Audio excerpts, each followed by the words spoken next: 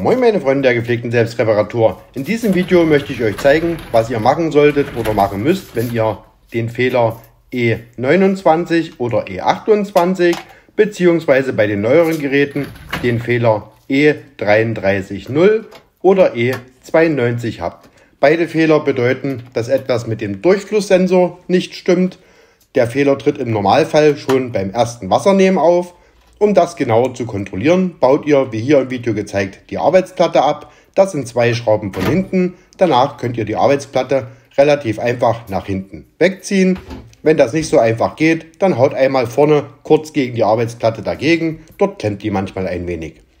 Wenn ihr dann die Arbeitsplatte abgebaut habt, seht ihr hier hinten diesen kompletten Schlauch mit den Zulaufventilen. Dort entfernt ihr die Verkabelung. Achtet bei den Steckern darauf, die sind mit kleinen Widerhaken gesichert, die müsstet ihr zur Seite biegen und erst dann könnt ihr die Kabel entfernen.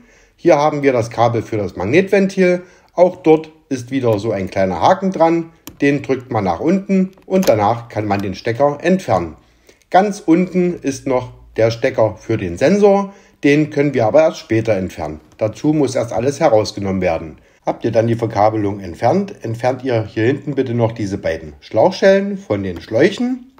Wenn die Schlauchschellen gelöst sind, könnt ihr entweder versuchen, die Schläuche jetzt schon herauszuziehen. Ich mache es etwas anders. Ich baue mir erst das Gehäuse aus. Dafür ist hier links unten im Normalfall noch eine Schraube drin. Die fehlt hier bei diesem Gerät, die ersetze ich aber nachher.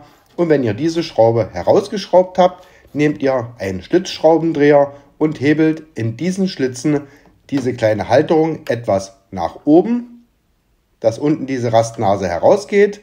Das macht ihr auf beiden Seiten. Das macht sich manchmal etwas schwierig, weil man da etwas Kraft braucht. Dabei kann aber nichts abbrechen. Zur Hilfe könnt ihr von innen die ganze Einheit etwas nach vorn drücken.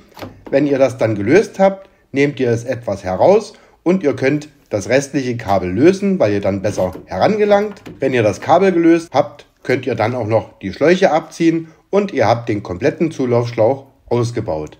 In diesem Zulaufschlauch befindet sich dieser Durchflusssensor. Leider gibt es den nicht einzeln und man muss den ganzen Spaß komplett tauschen. Wenn ihr dann den Schlauch ausgetauscht habt bzw. euch einen neuen Schlauch besorgt habt, geht ihr zum Einbau in umgekehrter Reihenfolge vor.